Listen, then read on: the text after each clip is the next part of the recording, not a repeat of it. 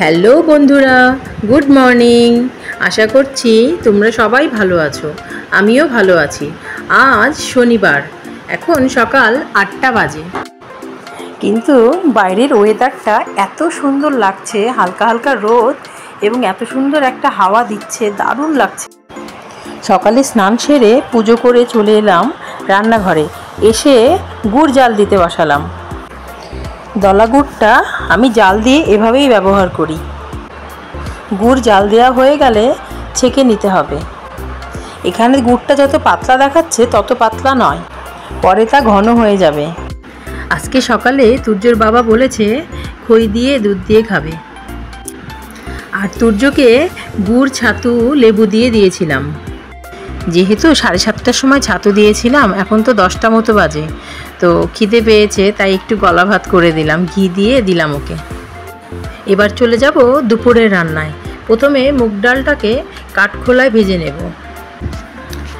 মুগ ডালের কালার যতক্ষণ না চেঞ্জ হয় ততক্ষণ পর্যন্ত ডালটিকে ভাজতে থাকবো। মুগ ডালটা ভাজা হয়ে গেছে। এবার লাউ শুক্তো রান্নার জন্য কড়াইতে সর্ষের তেল দিয়ে দেব। সর্ষের তেল দিয়ে তাতে রাঁধুনি এবং শুকনো লঙ্কা ফোড়ন দেব এবং ফোড়নটা ভালোভাবে ভেজে নেব। ফোড়নটা ভালোভাবে ভাজা হয়ে গেলে ধীরে ধীরে ডুমো ডুমো করে কেটে রাখা লাউয়ের টুকরোগুলো দিয়ে দেব। লাউয়ের টুকরোগুলো দিয়ে খানিকক্ষণ ভালোভাবে নেড়ে নেব এবং মশলার সাথে মিশিয়ে নেব। লাউয়ের কালারটা খানিকটা চেঞ্জ হলে ধীরে ধীরে হলুদ এবং নুন দিয়ে দেব। নুন এবং হলুদ দিয়ে ভালো করে মিশিয়ে নেব। তোমরা তো জানোই লাউ গরমের দিনে পেটের জন্য কত উপকারী। লাউ পেটকে ঠান্ডা রাখে। লাউটা ভালোভাবে ভাজা হয়ে গেছে। এবার আমি কিছুটা আদা গ্রেট করে রেখেছি, সেটা আমি এই লাউয়ের মধ্যে দিয়ে দেব এবং একভাবে মেশাতে থাকব।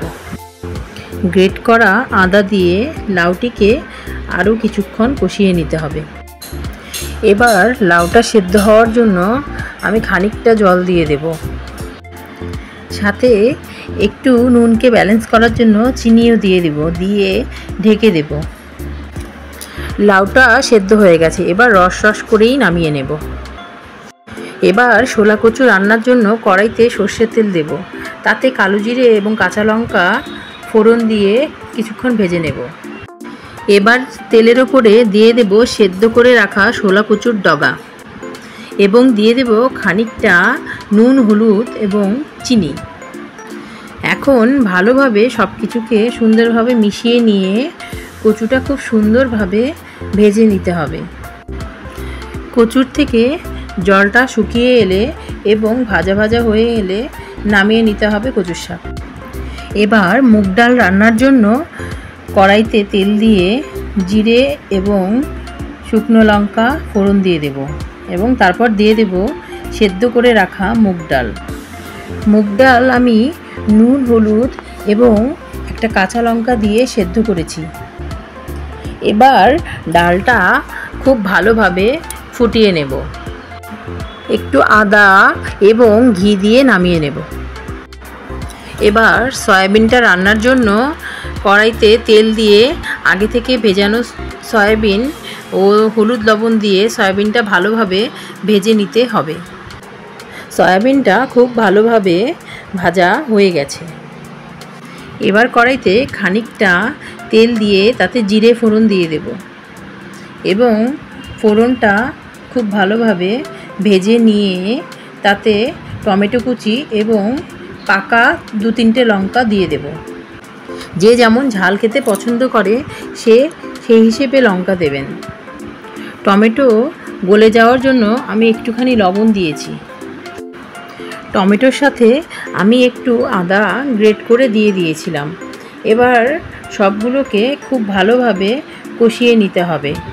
টমেটো ভালোভাবে গলে গেছে। এবার কেটে রাখা আলু দিয়ে ভেজে নেব। বাচ্চার হেলথের কথা মাথায় রেখে আমি চেষ্টা করি রান্নায় একটু কম তেল ব্যবহার করার জন্য, কিন্তু আজ মনে হচ্ছে একটু তেলটা বেশি হয়ে গেছে। আলুটা ভালোভাবে ভেজে নিয়েছি। এবার মশলা দিয়ে দেব, জিরের গুঁড়ো এবং গরম মশলা গুঁড়ো। এটা আমি জলে গুলে রেখেছিলাম এবং সেটাই আমি রান্নায় ব্যবহার করলাম। এবার মশলা সমেত আলুটাকে খুব ভালোভাবে কষিয়ে নেব। মশলা প্রায় ভালোভাবে কষানো হয়ে গেছে।